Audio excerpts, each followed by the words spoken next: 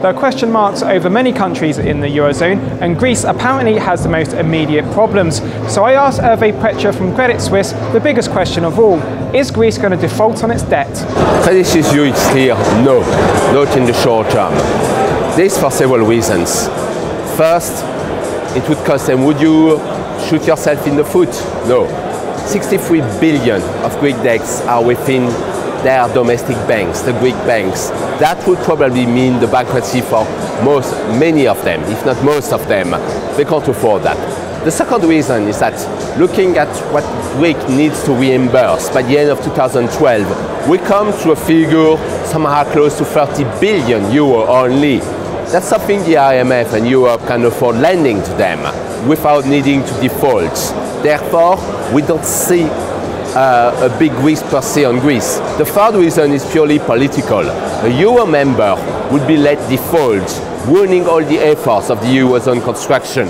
Plus, I'm not even talking about the consequences on the other Euro members. Therefore, Credit Suisse doesn't expect Greece to default on its debt, at least not in the short term, not until the end of 2012. But in the longer term, it remains a possibility then, if it's not a case in the short term?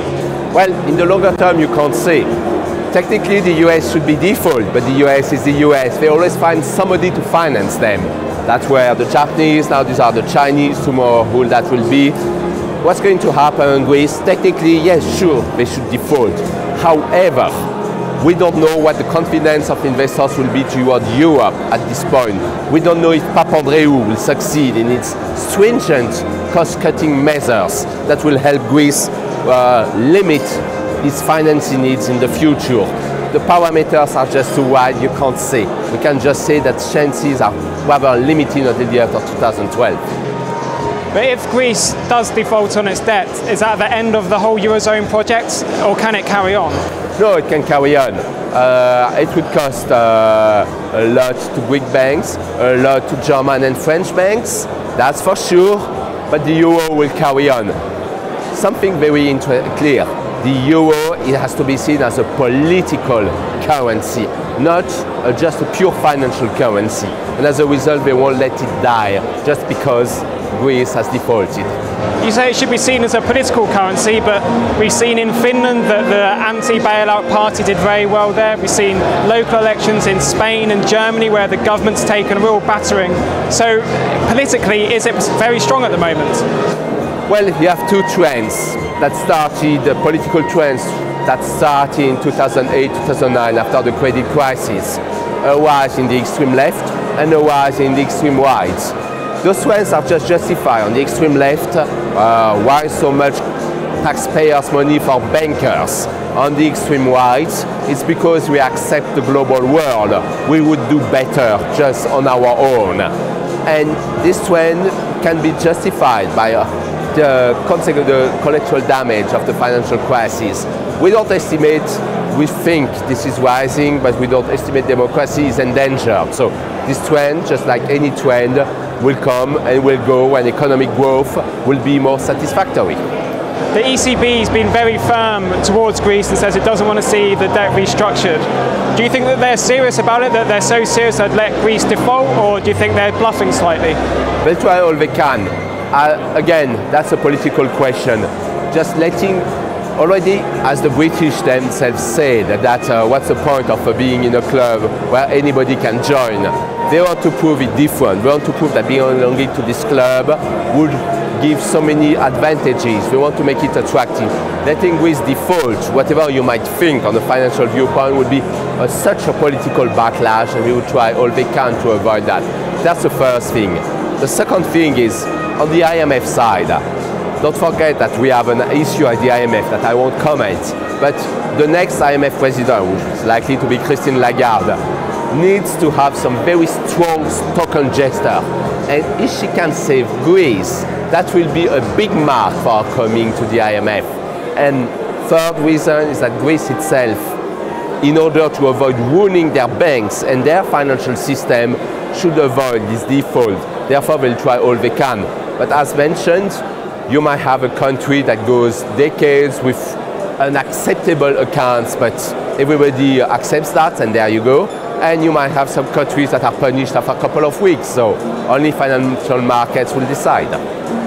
Do you think the whole Italian situation was blown out of proportion when an S&P downgraded their outlook from stable to negative? So they've got this huge public debt of about 120% of GDP. Do you think that the whole situation's been exaggerated?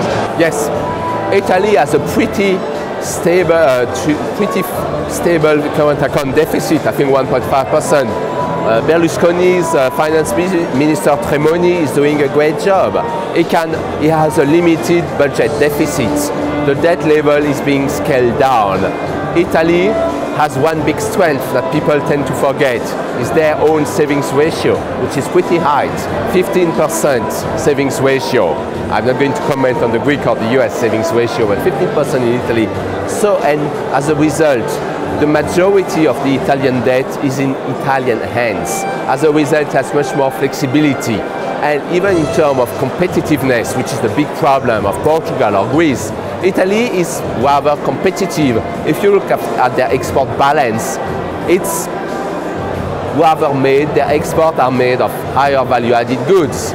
And as a result, we are really not so negative about Italy. The financial situation is not that bad. Berlusconi made a big contribution to their GDP growth with the Scudo that brought over 100 billion euro back into Italy. We actually have a positive outlook for Italy.